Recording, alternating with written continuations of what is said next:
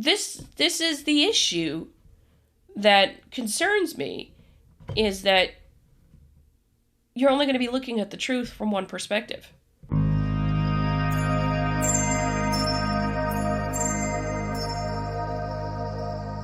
Hello again, folks. It's good to see you all. I got an interesting thing to talk about from a new report from FIRE, the Foundation for Individual Rights in Education, But first of all, I will remind you, if you want to connect me and with other scientists, I encourage you to go over to Locals, become a member of sciworthy.locals.com or Sciworthy on Locals.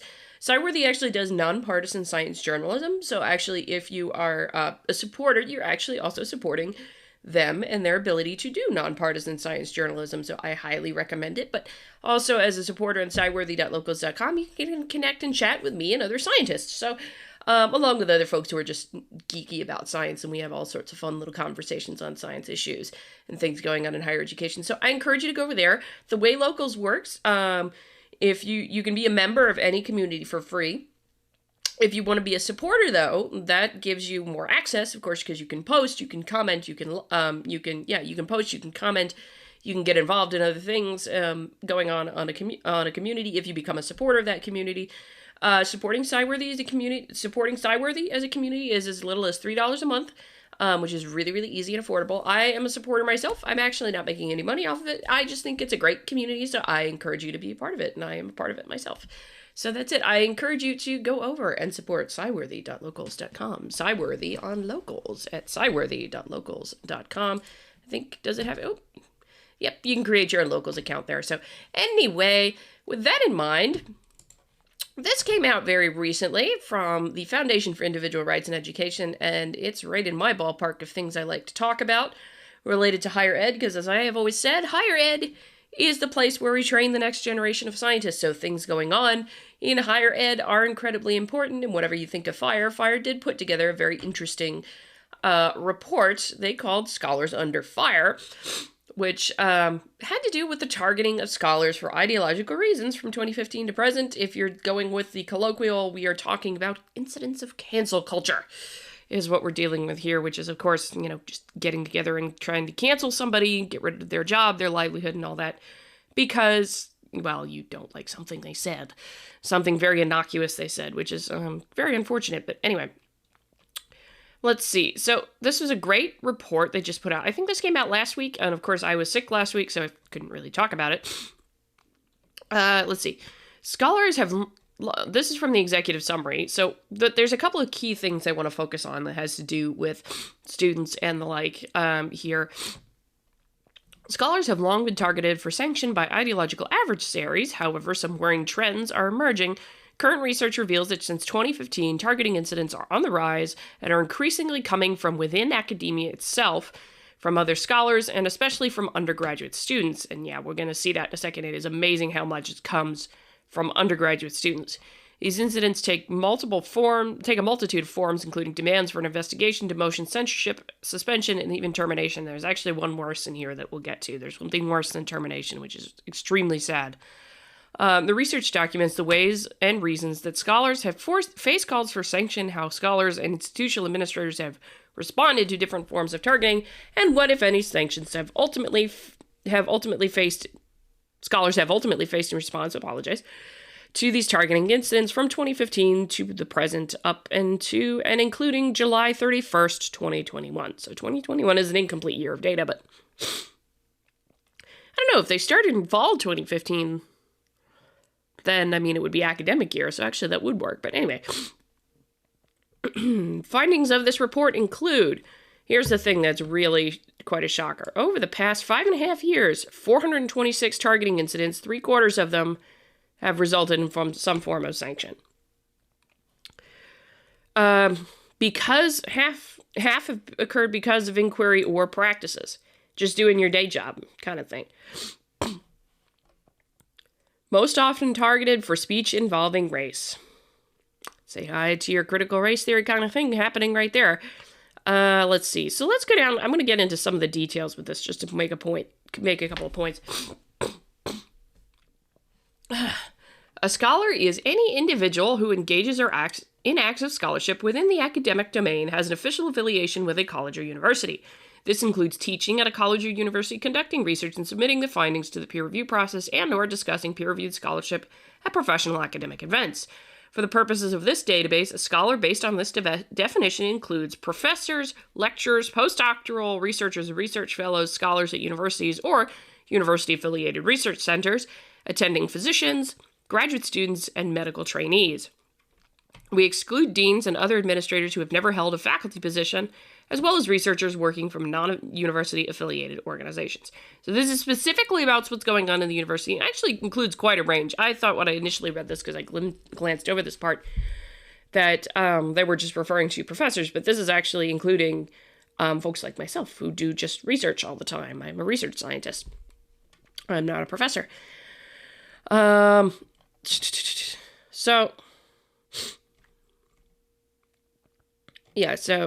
for each targeting incident, we document what was being expressed, the topic, who was being addressed or talked about, the reason for the expression, and where the scholar's speech took place. Additionally, we identified who initiated the targeting incident, the source, how they want the scholar sanctioned demands, and whether the targeting incident was initiated by those to the political left or the right of the scholar, politics. We also include how the scholar reacted to the targeting incident response, how the institution or the administration reacted, the administrative response, and the results of the targeting incident. Not mutually exclusive. Topics of expression identified are abortion, climate change, COVID-19, court trial, elections, foreign affairs, free speech, gender, immigration, institutional policy, Israel and Palestine, law enforcement protests, mental health, partisanship, race, religion, Second Amendment, sexuality, socioeconomic status, and terrorism. Subjects of expression are administrators, Asian people, black people, Chinese people, Christian people, doctors, feminist graduate students, Hispanic people, immigrants, Jewish people, left-wing people, LGBTQ people, men, Muslim people, Native people, Palestinian people, plaintiffs, defendants, police officers, politicians, public figures, religious figures, right-wing people, scholars, transgender people, undergraduate students, white people, and women. Contexts are classroom, direct interaction, email, op-ed, blog, professional duties, protest, public comments, scholarship, and social media. Evaluated tone. Okay, this is not super important stuff in here, but it does kind of identify, at least they're very good about categorizing a few things. Collected the data from a very interesting number of places. Our primary source for identifying targeting incidents was news reports obtained from campus, local, and national news outlets. We then checked against the following 7 sources to tracking targeting incidences of scholars and other individuals to identify additional cases that did not emerge during our search of news reports. And often a lot of these targeting things that do end up in news reports now, and I just wonder how many don't. Let's see. So let's see. Scholars have many potential reasons for expressing their views. After classifying various intentions of scholars who were subsequently targeted, we made some surprising and concerning discoveries. In almost 2/3 of incidents, 63%, scholars were targeted for expressing a personal view or opinion on a controversial social issue. Although this figure is concerning, we find it more alarming that half of the scholars were targeted for expression intended to serve as pedagogical and or scientific function. In 107 incidences, scholars were presenting sensitive, controversial, and or difficult content for purposes of encouraging discussion and learning. Oh, yeah, that's concerning. In 106 incidences, scholars were discussing scholarship, conducting research, and or offering a testable hypothesis. Such targetings have the effect of undermining the primary function of academic freedom to ensure the furtherance of knowledge in American institutions of higher education. What is the purpose of the university again? To the pursuit of the truth is what it is. It's the pursuit of the truth. Same goes for scientists, as I think. Yeah, when the majority of what you're, yeah. Oh, geez, that's interesting. Also worrying is that the scholars who were most often targeted come from disciplines that routinely discuss and debate what it means to live in a free and open society, namely law, political science, English, history, and philosophy. Although a large percentage of the total faculty population in these fields, they are overrepresented in the database, and by contrast, other highly populated disciplines, business, health professions, engineering, were the site for fewer than 10 targeting incidences. For scholars in fields of law, political science, English, history, and philosophy to be disproportionately under siege suggests that the core of liberal arts and higher education institutions is one of the primary sites for our current culture wars. Yeah, I would kind of agree with that. I mean, liberal arts is one of the places where you set culture more so than even science. Let's see. Most common context, social media. Yeah, I'm not surprised. Saying something on social media for the whole world to see it sometimes, that seems fair that you could end up having a problem. Classroom, direct interaction, op-ed. Yeah. This is the one that caught my attention when I was reading through it. So the top 3 targets of sources of targeting incidents. Blah. I'm sorry, I can't talk. I'm still recovering from a cold. From the left and right. This is what terrifies me, actually. That the majority that comes, in fact, the majority of anything on this chart comes from the left and comes from undergraduate students. So my immediate concern when I'm looking at this and thinking of K through 12 and who's coming into college, are we teaching students that it's not okay, that it's okay to disagree? That it's, actually, are we teaching students that disagreement is a good thing? Or are we teaching students that, anybody who disagrees with you is evil and they should lose their job? And the reason this bothers me is, these are the students coming in to learn science, English, philosophy, history, all that. They're the ones coming in to learn that. And yet they're the ones who are, they're the ones who are doing the targeting, In science, you are supposed to be able to disagree and vigorously disagree and have it not be about morals and politics or anything like that, but about the ideas. If you are teaching students that there is no such disagreement that is allowed, that somebody can express a personal view, which we saw most of the targeting incidences above were personal view, and also intended to help promote a discussion, that's a problem, We're thinking about it, if you can't have that disagreement, where do we go with science, with engineering, with all the rest? You can't have that disagreement. You're going to disagree about what the answer to the problem is, and therefore you're not even going to talk to each other after that? No, that's not going to work. You lose all functioning as a society, let alone for what it means for science, where you just can't agree on anything. You can't talk about anything. And this is scary, that it's coming from undergraduate students overwhelmingly more than anybody else when it's coming from the list. My watch just started talking to me. Apologies. When it's coming from the list like this. So that's actually quite scary. Thinking about it and knowing that most of these targeting incidences that they found were because of personal views and intended to help move along a discussion. And of course, the right doesn't get off scot-free here. And of course, it's a good thing that FIRE is being very even-handed about this and saying, there's some folks on the right who do it too. And what's interesting to me is that, this is just general public, this is just politicians, and this is the only chunk that comes from college administration from the right. And that's actually really, really, really interesting that it's mostly on the right stuff outside the university that ends up targeting a professor or a scholar, which includes researchers and the like. On this side, it's mostly undergraduates and other scholars, which is kind of scary.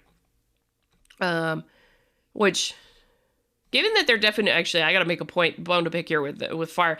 Your definition of scholars includes graduate students. So are these two things one and the same? Right here. So I point for that, FIRE, if you're watching. Let's see. Which topics? This is no surprise to me to see race be the top one here. There's a lot going on, and particularly in the last year or so with the discussion of DEI and critical race theory and critical theory that have made its way into the mainstream into the mainstream very easily. It is no surprise to me that scholars are getting targeted for their opinions regarding race. I would be curious, although may not be large enough numbers, what was the commentary? What did they say? And that's a concern, let's see, what other things are interesting in here? So number of incidences per year. So yeah, this is the thing here. Although I would have to ask FIRE with this one, targeting incident, any sanctions, petitions, termination. Everything's gone up, but here's a question that I would have to ask, because cancel culture has become more visible and people are more aware of it. So a question I would ask for FIRE in the methodology here is, how did you account, is this because more targeting incidences are happening, or more of those incidences when they happen are being reported in the media? Because you're doing this primarily by news articles. So that's what I'm saying. So in other words, has the number of targeting incidences per year not changed actually, and you're just picking up here with these that this is actually being reported? Just a fair method question, I think, FIRE. I don't necessarily disagree with the result here, but I would question whether or not the result is valid, because, you got to account that people are becoming more aware of cancel culture. Does that make sense? Anyway. Fair questions, FIRE. And I try to ask them all the time. Scholars on a fair number of incidences per year.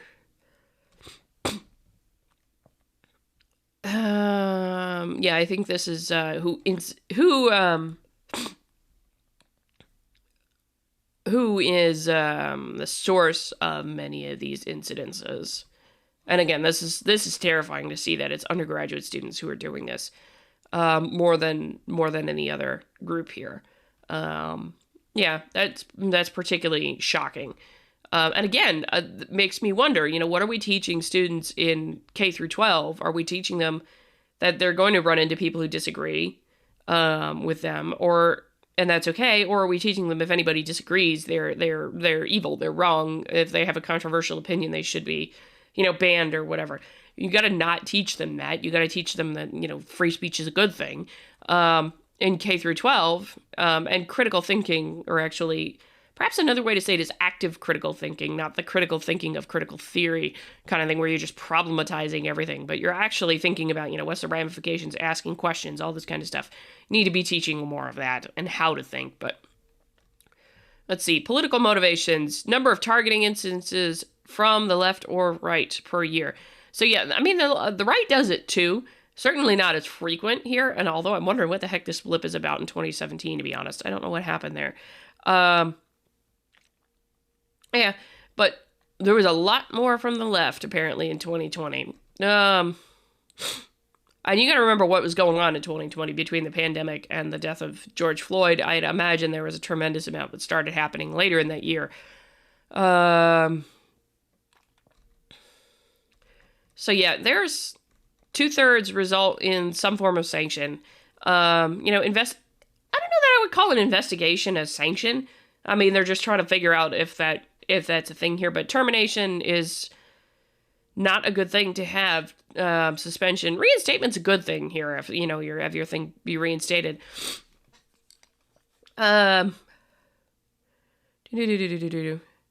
Yeah, adjuncts are most likely to be terminated because they don't have a full-time position, and professors, depending upon if they're tenured, they're much harder to get rid of. Intent was actually interesting here. Intent had more of a role in whether or not somebody was ultimately terminated after they did something and were the victim of an incident. Which types of speech? Yeah, scholars are most often terminated for expressing their views on institutional policy and race. And, crossing these two, I would wonder if there's interaction, if people are critiquing DEI policies at universities or things like that. But again, if we're about doing this well and having good functioning society, we have to be able to disagree with each other, and sometimes vehemently disagree with each other. So if you're automatically going to be terminating people or disagreeing with people or launching a campaign of cancel culture, that's not constructive disagreement. That's just, you don't agree with me, so you have to go. And that's a problem, really. That's an honest-to-goodness problem with this kind of nonsense, and that's a utterly scary thing. So, and you know, I said before, termination's not necessarily the worst thing that can happen as the result of a cancel culture incident. I mentioned this if you were on Deb Philman's stream. I was on her stream last week, on the 31st of August, with The Reason We Learn and a bunch of other folks there, and we were talking about some of this, and I mentioned this report then. And here's the thing, not being, I mean, when you have targeting incidences and cancel culture mobs coming after you because you just disagreed with them on something, or you have a different point of view or a different viewpoint, there's a lot of harassment that's involved, right?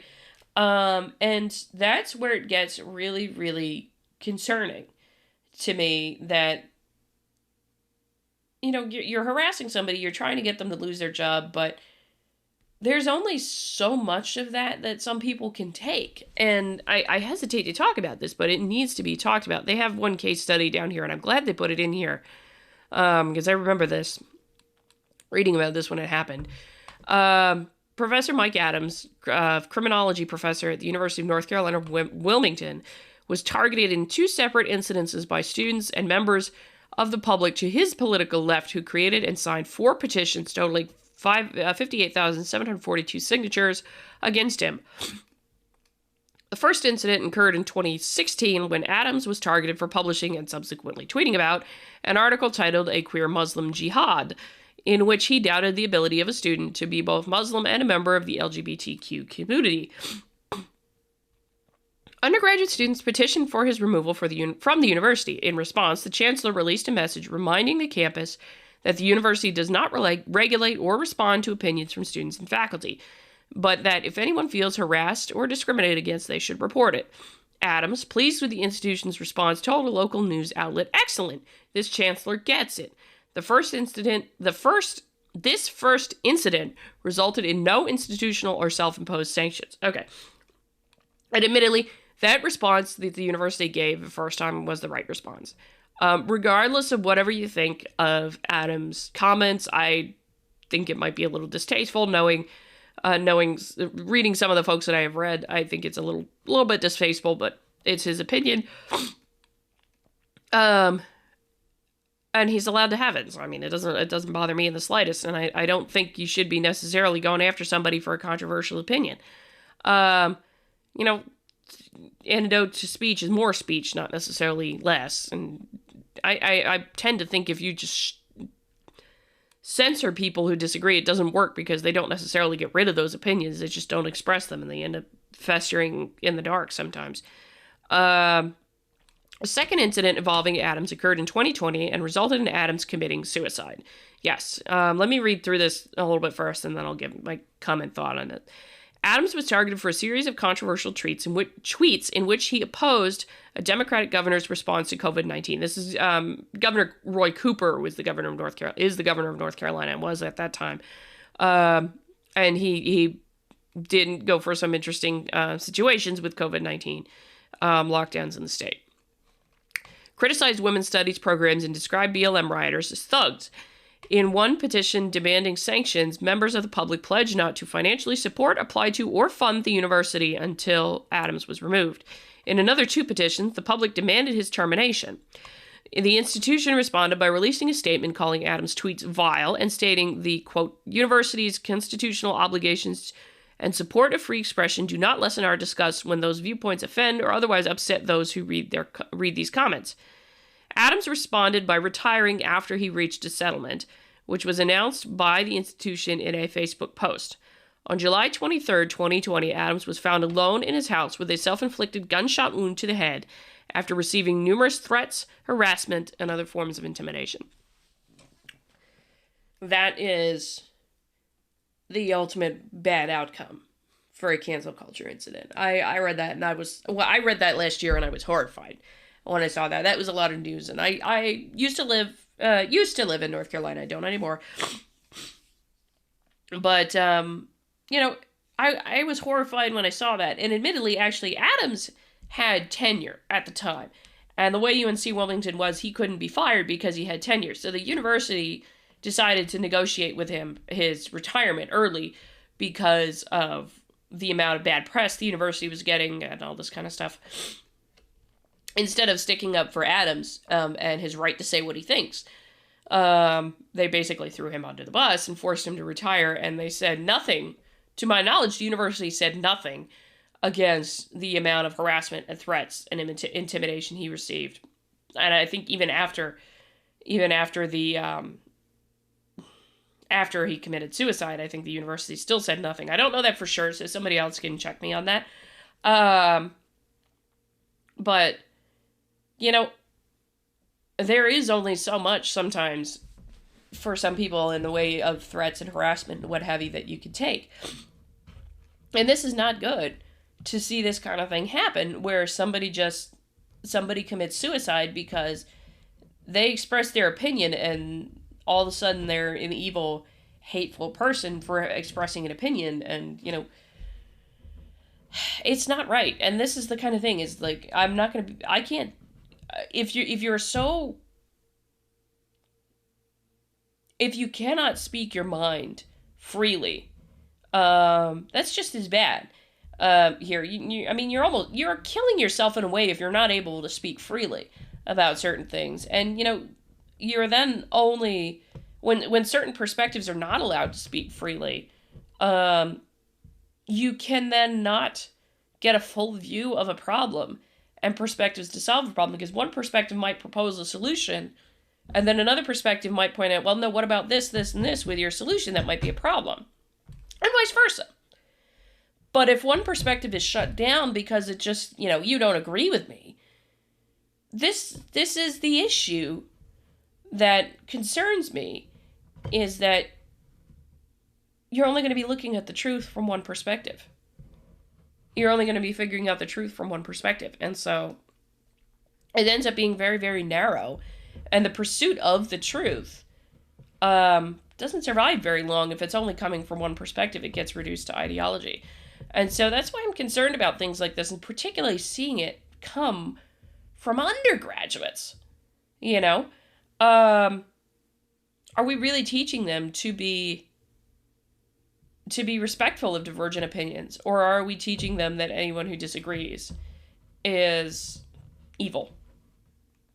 That they have to agree with me, that free speech has to be curtailed and academic freedom has to be curtailed. So, yeah, give me there. I'm very concerned about things like this happening. So, I don't know what to say here, only that I would say, you know, if you're happening to be in K through 12 watching this, and you're teaching a high school student, make sure you give them a reality check that they need to be able to deal with divergent opinions, and that divergent opinions are okay, and that they're going to run into it. Professors, I hope you're teaching that to your undergraduate students. Because things like this are concerning, and fire, you know, make of it what you will, but I think it's a good point either way. You have to be able to respect a divergent point of view. You have to be able to work with that, and you have to have some constructive disagreement, not the destructive disagreement of, you know, you disagree with me, therefore you're evil.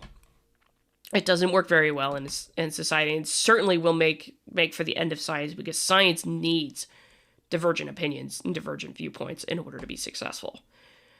So that's it for me. If you like this video, please hit the like button, subscribe to the channel rather, comment on the video, share the video, all that jazz, and don't forget to come over to cyworthy.locals.com and become a supporter there. That's it for now. Also, go check out my Odyssey channel. Just put a new Odyssey channel there just in case something happens on Facebook. Something happens on YouTube to my channel. You will find videos going up over there on Odyssey also from here on. And I'll also be back archiving my old videos over there eventually. I can't sync yet. So anyway, y'all have a good one. Until next time, I'm Adrian. Stay curious, my friends.